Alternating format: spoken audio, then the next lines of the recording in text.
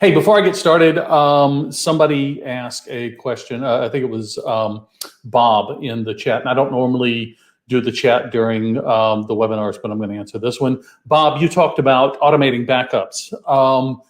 Find a web host that does this for you. If you're hosting with SiteGround, it's in your tools, and you can set it up. I'm going to show you a website that I call it one of my toy websites. I just use it for webinars and stuff like that. Even it gets nightly backups. So, and I don't do anything. I didn't even turn it on. It just automatically on. If you're hosting with someone that doesn't automatically back up, upgrade your host. You'll hear me talk an awful lot about hosting partner, because your web host is not a vendor. Your web host is a partner, because they can make or break any e-commerce solution.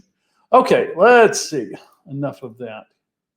A reminder, I've been talking to y'all in the chat, and I love talking to people before the session in the chat, but I am minimizing the chat now.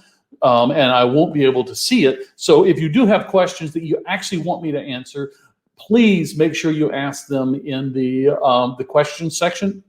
And for the first time, I believe ever since I've been doing this, we actually have poll questions. So if you would take a minute and go fill out and answer the polls, because those will help us figure out who you are and what are some topics that you'd like to see covered. So my name is Cal Evans. I am the prepper of websites. Last time I checked, I have 9 WordPress installs that are currently active. Active. None of them are generating a lot of traffic, but they're all up there. I keep them updated. And so a lot of what I'm going to talk to you about is how I get all of my sites ready. Now, only 2 of those are e-commerce sites, and we're going to focus a lot on the e-commerce side of things. But let me do one thing here real quick. I made the mistake. I just want to minimize that. I don't want to do away with it, because that way I can make sure that I am I'm actually working, or the system's actually working. Okay, so we're going to talk about preparing your website for summer. Everybody ready to go on vacation? I know I am. I was talking in the chat earlier. I don't take long vacations. I'm not gone for a week or more most of the time. I do have one of those coming up in November. I'm a scuba diver, and we're going to be on a boat for a week, diving off the boat, and it's going to be awesome. And I'll be totally out of touch then. So a lot of what I'll be teaching you here is stuff that I'm going to be running through on my sites to make sure that they're ready, because I'm going to be gone. I'm not going to be available for that. I will say this, as an American, it was very interesting to me. Probably about 20 years ago, I joined a team at Zend, which used to be the company founded by 2 of the people that helped build PHP. And that was my first experience with international software developers and international, basically international communities in general. And it was just amazing to me to see almost everybody in Europe go, okay, it's August, we'll see y'all in September, and just go on vacation. I mean, people would disappear, and it surprised me. Everybody else knew that this happened. I didn't know this happened. So for those of you that are in Europe, I know you're looking forward. August is coming up, and you've probably got something planned. I hope you've got something planned to get away, even if it's a staycation. Even staycations, turn your computers off, shut the internet off, and just relax for a little bit. So there's several things, though, that you need to do to get your website ready for you to be gone for a while. And the first thing we're going to do is we're going to talk about content, okay? If you're running a content strategy, you don't want to pause that for a week or a month or something like that. You need to keep it going. And thankfully, WordPress makes that pretty easy. I mean, WordPress started as a blog, so we can write and queue up blog posts to be released at specific times on specific days, so you don't get a break in your regular cadence. Now, I have one website where I do write a newsletter, and it goes out every Wednesday, I believe, at 4 p.m. Eastern time, so in my time zone. And it goes out, and when I'm on vacation, I queue up a couple of those because I don't want those to not go out, because it takes me an awful long time to build the trust with my mailing list, that I'm going to be regular with them. I don't want to break that trust. And I actually did back in March. I missed 3 weeks in a row, and I got a couple of emails. Hey, is this thing dead? Are you not doing this anymore? And I was like, oh, hey, people are actually paying attention to this. So you want to make sure that you continue that, because that's what helps you build that know, like, and trust. And if you were around last year for my, I did webinars on marketing your website, you understand that know, like, and trust, those are 3 important things. And once you get to that trust, you don't want to break that. So you want to keep your content cadence going. Now, exactly what is that? Well, this can take several forms.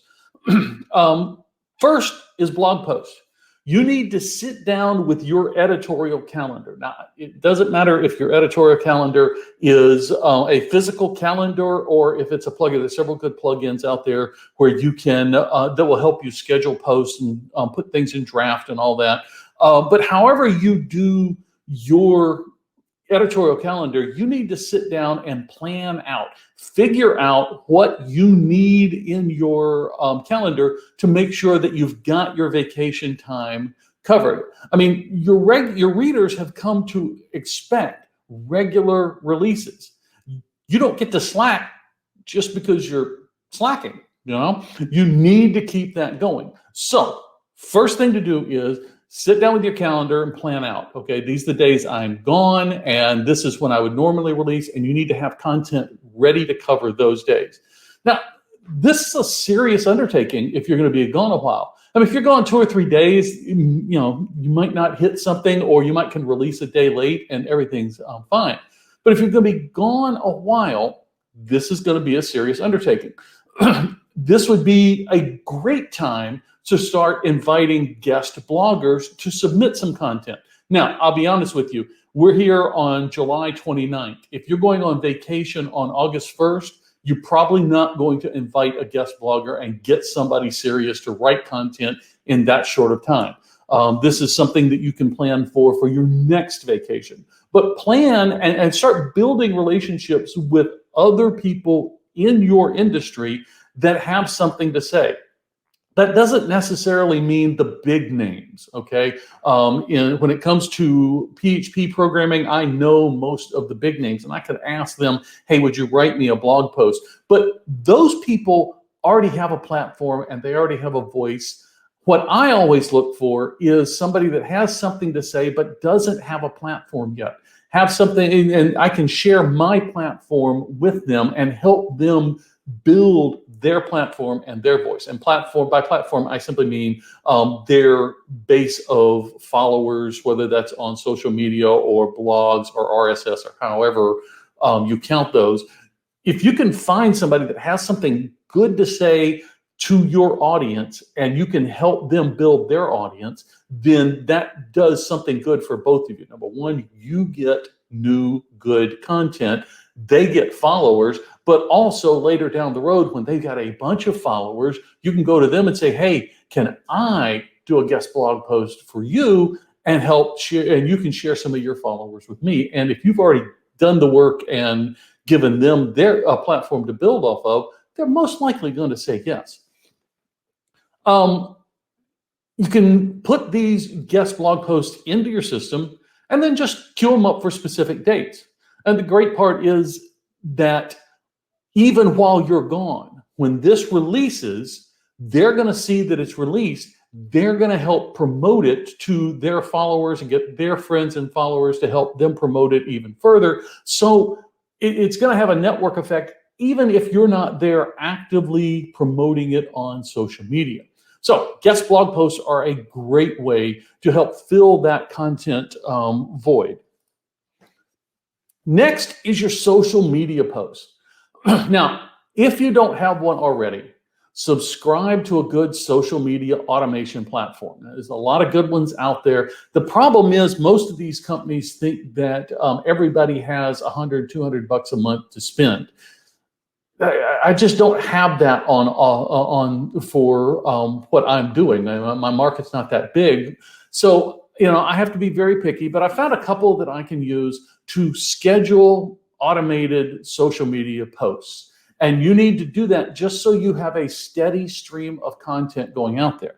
Now, nobody on social media likes to see the same thing over and over again. So when you get this, plan on spending at least an hour or 30 minutes for every day that you're going to be gone, writing the posts that you want to go out. You need whatever your cadence is. If you normally do 5 posts in a day on Twitter, then you're going to want to make sure that you queue up 4 to 6 posts per day on Twitter. If most of what you do is on Instagram, then some of these systems will support that. Actually, if you're going to be doing Instagram and you've got your phone with you, most Instagram audiences love to see not only the business side, but the personal side. So a couple of posts from your vacation would not be a bad idea, even if that's you sitting with a cold one in a kiddie pool in your backyard with the hashtag staycation. People love to see that stuff, but you're going to want to keep your regular cadence going on your social media posts, and automation tools are the way to go. Now, I say that they can be a little bit expensive. I made the mistake in 2013 of saying, "Oh, I'm not going to pay $75 a month. I can write my own." Yes, I did write my own. It tweets out 5 to 7 pieces of content on a regular basis on several different of my accounts every day. It took me 4 years and probably cost me, if I were to bill a client at my regular hour, this system would have cost me $100,000. So I've yet to hit the point where $75 a month would have been more expensive than just writing my own. Okay, be careful about that. Don't fall into that trap. But for the most part, you can get these things. A lot of them have free accounts, and you can hook up a free account, and that'll get you through vacation. And then if you like them, then you can consider subscribing. Emails. This one I love, okay? I am a big fan of out-of-office messages. Now, out-of-office messages have come a long way since we first got email. When we first got email, and the very first out-of-office I ever saw was on a system called Thunderbird, and the problem is it would just blindly reply to every one of them. Oh yes, here's the the out-of-office. And it would get in loops, and if you were on a mailing list, it would reply to mailing lists and all this kind of stuff. It was a real pain. These days, it's a lot better. Most systems are very intelligent. They'll only send each person once, and they know to ignore mailing lists that you're on. But I still like to make it fun, and I usually compose mine. I give a little bit of information about where I am, or how I can be reached, or if I can't be reached, like when I'm on a dive boat for a week, what to do if somebody has an emergency and they need to get a hold of something or they need to fix something. I usually have an emergency contact that they can call, and it's usually one of my programmer friends that has access to my servers that can deal with problems. Make sure you have something like that set up. You can write these well in advance. I use right now Gmail, and Gmail lets me write it in advance and turn it on and turn it off on specific dates and times. So figure out how to use your current email system and get your out-of-office message set up so that, and queued up so that you don't have to think about it. If you can do this in advance, that's one less thing you have to think about when you get ready to go on vacation. Interactions. Okay, we got an email out-of-office notification set up, but we need to let our customers and anyone else know that you won't be responding anytime soon. And if you're hosting with SiteGround, if they're your hosting partner, they already have that out-of-office set up. And I don't, hang on just one second, email. That's in their autoresponders section. And you can set that up fairly easily, although I don't have it currently set up for this toy domain of mine. Once you have it set up, turn it on and then test it, okay? But beyond just emails, you also need to worry about your other social media. If you have hired, or if you've got a social media scheduler, once every day or so, depending on how long you're going to be gone, post a message that says, hey, I'm not here right now. If you're trying to contact me, I'll be back in touch on certain day. If you have a company Slack channel that you use to interact with either other employees or with customers, make sure you set your status to out of office, or for more information, contact this person or something like that, just so that when people are trying to get in touch with you, no matter how they're trying to get in touch with you, you're not just radio silent. I had a friend of mine who is in Europe. He's in Belgium. This was very early on in my career in the PHP community, and he was a leader in the PHP community. And I needed to ask him a question. And this was like the first week in August. And I asked him a question and I didn't get a response. And, a few days go by, don't worry. A few weeks go by, I started worried. I started actually contacting other friends. Is this person okay? He's not responding. Should we be concerned? And then about a week later, he popped up and says, dude, I was just on vacation. So, you need to let people know, hey, I'm not here. Otherwise, people start getting worried about you.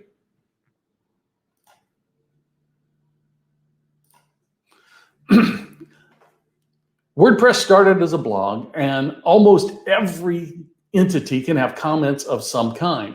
And if you normally post blog posts and respond to your comments, you might want to invest in something that can turn those comments off, or turn the commenting feature off and then back on when you get back. Again, if your audience expects you to respond and you're not responding, they get either worried or they get mad at you. And you can lose that know, like, trust if somebody asks you a question or responds to a blog post that you've automated and you don't respond in a timely manner. Now, there's a bunch of them out there. This one seems to be the most popular. Disable comments by RB Plugins. I know I don't normally recommend plugins, but I found this one. I kind of liked it, so I was going to share it with you. But there are other ones out there, and this just basically allows you to turn comments on and off, okay? And it's that simple. And so you turn them off when you leave. When you get back, you turn them on, and then make sure that you disable and delete the plugin unless you're planning on going on vacation again anytime soon. Remember, you can always reinstall the plugin, but if you're not going to be away, or you're not going to be turning comments on and off on a regular basis, don't keep it around. That's just more code that could potentially have a security issue. But that's a good one that you can use. Turn off the comments on all your blog posts, on all your products, on all your pages, everything that you normally allow comments on. Me personally, I don't do much in the way of comments. Most people these days, when they read something that I've written, they contact me on Facebook or Twitter, and we have the discussion there. I don't really miss the discussion on my my blog, but that's how my community has evolved.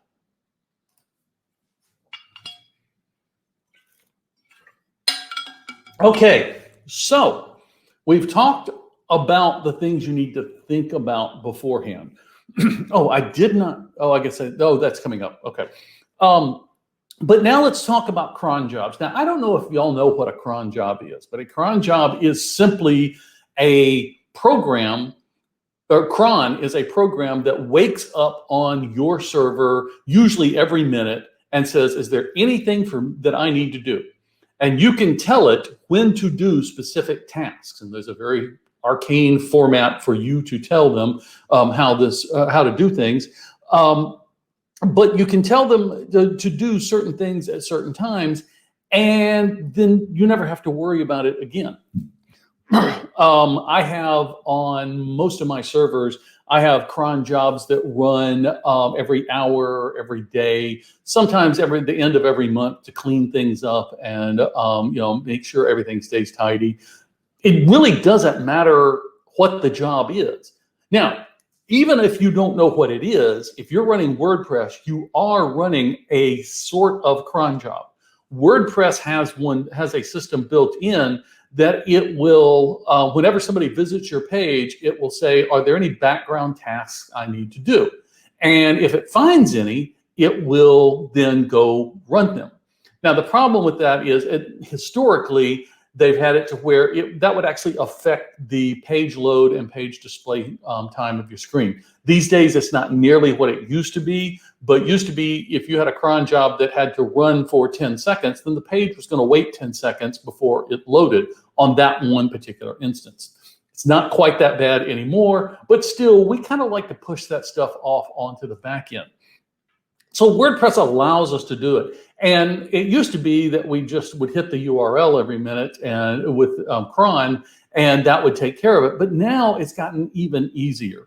We've got to the point where we can use the WP CLI to automate a lot of the stuff that we used to have to do it. And so that's where I get the automate all the things. Okay, I like automating things. I don't like to have to remember to do this or do that. I don't like to have to get up every morning and spend my first 10 minutes just doing the same tasks over and over again. I'm a big fan of automation, and Cron is a huge part of that. I have one server. It's my work server. It's the server that just does things for me. And right now it has over 100 cron jobs that run at various times from every minute to every month, I think is the longest one I've got. So I'm a big fan of automating all the things. Now, if SiteGround is your hosting partner, then in the SiteGround tools, you'll find a way to see what cron jobs are currently scheduled and when they run, the ones that you have scheduled. If SiteGround is not your hosting partner, most good hosts will have some way for you to see this on a web page and to schedule jobs for yourself. So let's take a look at that, what that looks like. Okay, let's pull this over here. Give me a second. I'm gonna have to rearrange some stuff so that I can stop sharing there and share this screen. Oop, doesn't want to do it. I want to make sure that I share the screen and not close the window. Okay, now you should be able to see. Now this is SiteGround's hosting tools for calE16.sg-host.com. That's one of my toy websites.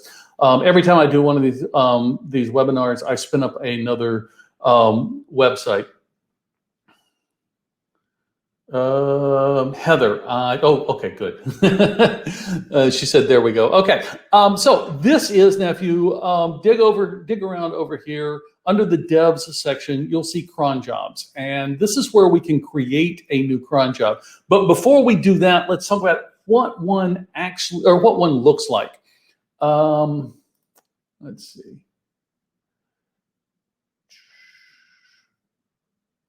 Okay. First off, WP CLI on SiteGround, it's always installed, but it's called WP. WP CLI will give us a list of everything that WordPress wants to do. So let's do, I think it's cron events list. I'm guessing here. Cron event list. There we go. Okay, I hope y'all can see that. That's a list of everything that WordPress does on a regular basis. And you can see it starts with 1 hour, and the longest one is 1 week. I wish I could increase the terminal font. Unfortunately, this terminal doesn't give me that option. So I do apologize for that. But you can type WP cron event, and it will give you the list of events. Now, 1 hour is pretty granular, or pretty good, okay? We only have something that happens on a regular basis every hour. If you have WooCommerce installed, there's actually a 1 minute one, okay? Now, if we want to run these, let's see what the,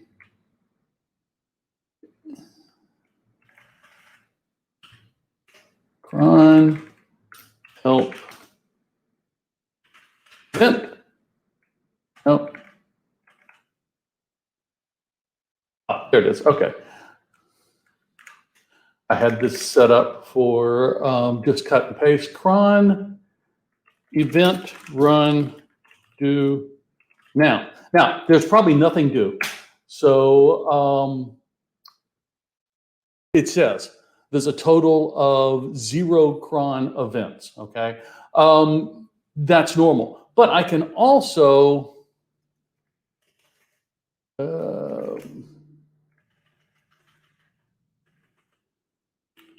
I can force it to run all of them with the all. Now this, and as you can see, it runs them all. Now there's nothing going on this server and this site, so it all runs pretty quick. If there was any traffic whatsoever, it would take longer. Now, I'm showing you the command line stuff just to show you what your options are, but most of the time you're not going to bother with that. So we're going to take this one, WP Cron event due now. Now we're going to come over here to create new cron job, okay? And first thing we're going to do is the path. Well, since WP is in our path, we don't have to give it any special. Hang on just one second. I forgot I had Slack open. We don't have to give it any special path or anything like that, but we do need to tell it what we want to do. So WP cron event run. And then we want to tell it how often do we, and we want just the do now, okay? And then we want to say, well, how often do we want to do this? Well, like I said, it's a very arcane system of asterisks and numbers if you do it manually. But SiteGround has pretty much given us most of the popular ones, okay? And since I know that this one only has an event that runs every hour, I'm going to say twice per hour is what I'm going to run. Now, what that is you can see the 0 here. It's going to run on the 0 at the top of every hour and at the bottom of every hour. It's going to run every 30 minutes. And then the rest of those have to do with day, month, and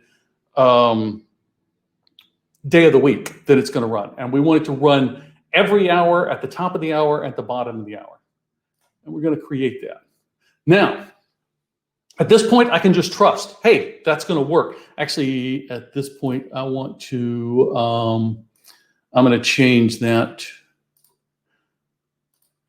I'm going to delete that one and create another one because I want it to run every minute because I want you to see that it's running. And I'm going to select manually. So every minute, every hour, every day, every month, and every weekday is what I have just told it to run. And I'm going to create that. And then I'm going to go over here to manage email notifications. And I'm going to say, send me an email, cal@cal11, every time it runs. Now I'm going to keep talking, but in a minute, that's going to run and I'll show you what the emails looks like. Actually, this I can increase the size of.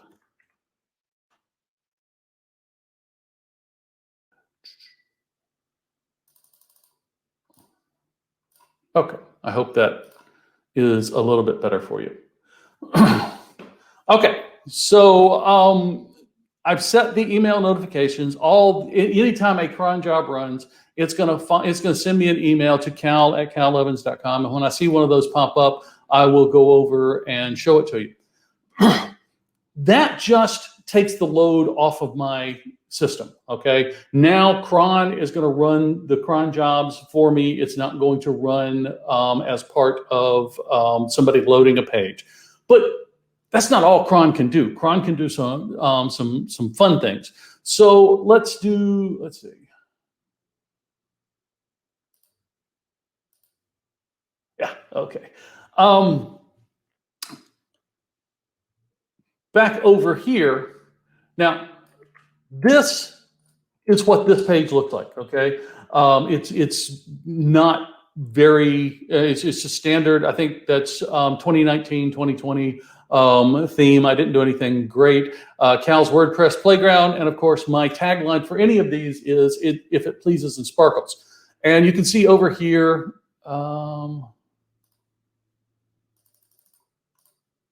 You can see over here, the tagline is that. But what if we want something different, okay? What if we want a new one every day? Well, I can use WP again, and I can use, there's a command called option, which these are my options over here, and tagline is called blog description, and I can change that. So if I want it to greet my customer every morning with what day it is, I can change that using this simple one. And now, it's Happy Thursday. And if I run that at midnight every night in a Cron Job, then it's going to say, it's going to change that every day. Now, Happy Thursday is kind of cool, but it's not really great.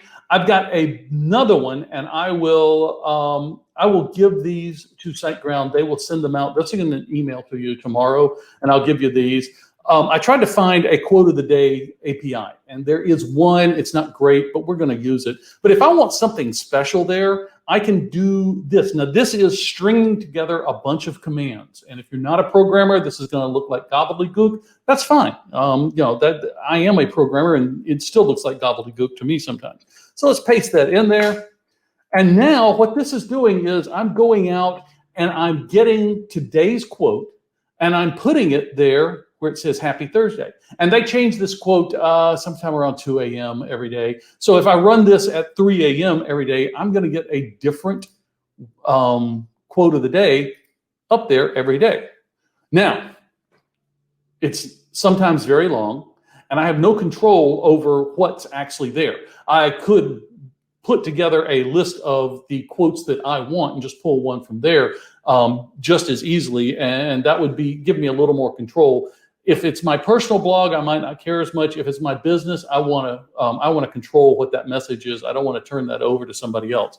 But I can take that command and go back over here to Site Tools.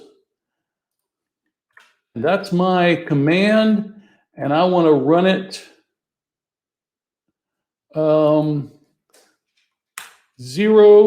comma 0, comma, oh no.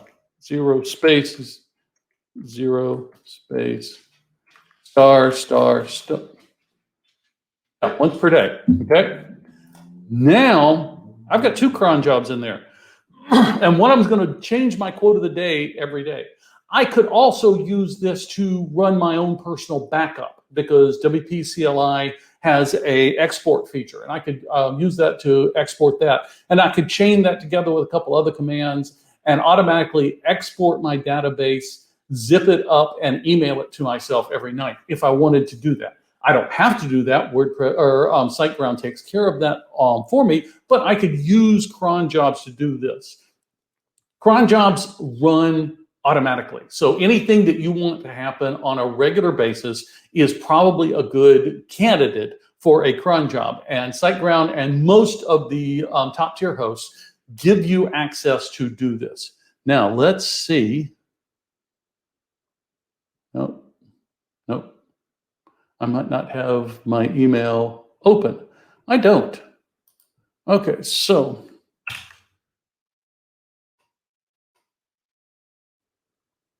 there we go.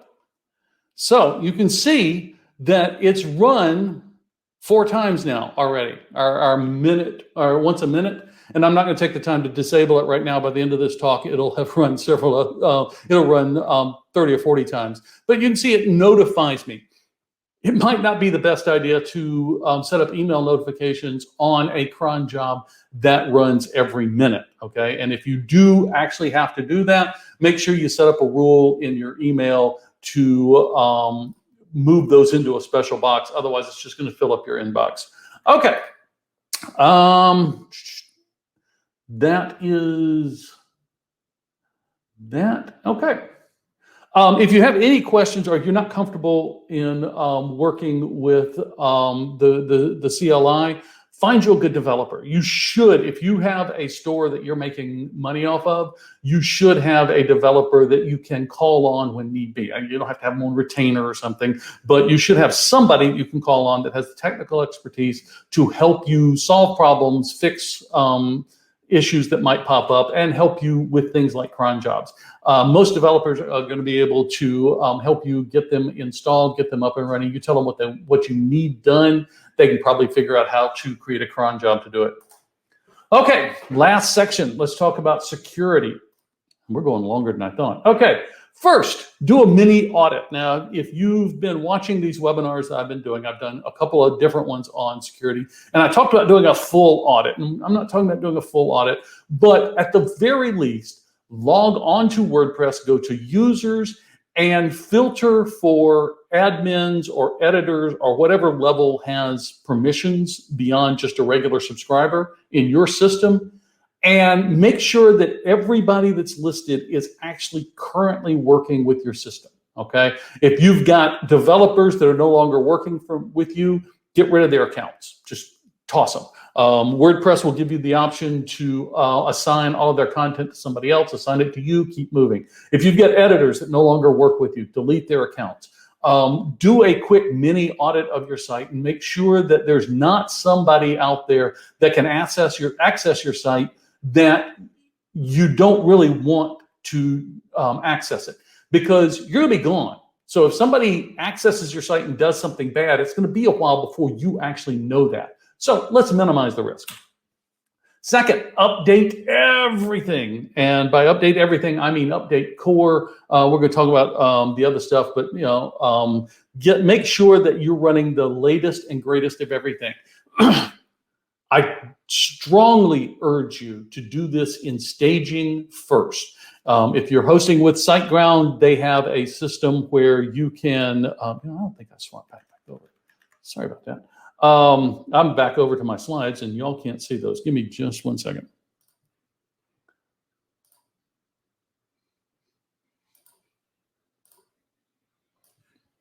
Okay, there we go. Sorry about that. Let's get my notes over here. Okay. Get everything updated. If you are working with a host like SiteGround, then the option to create a staging site is just trivial. In SiteGround, it's a couple clicks of links, and you've got a new site up and running that looks just like your main site, okay? But it has a different URL. They've made all the proper changes. That's where you do your upgrades and updates first. Then, once you've tested everything and everything works good, then you can make them in production. But if you just, what we call YOLO it, you only live once. If you YOLO it and upgrade things in production and don't worry about it, you're asking for trouble. The WordPress automated update system is fantastic. I've watched this system grow up. It is head and shoulders above what we used to have to do, but I've also seen it trash sites. So, not recently, but I've seen it upgrade things that in the upgrade process, it messed something up. So do yourself a favor, set up a staging, invest the time necessary to upgrade things in staging first, and then once you know everything works, then you can move it up into production.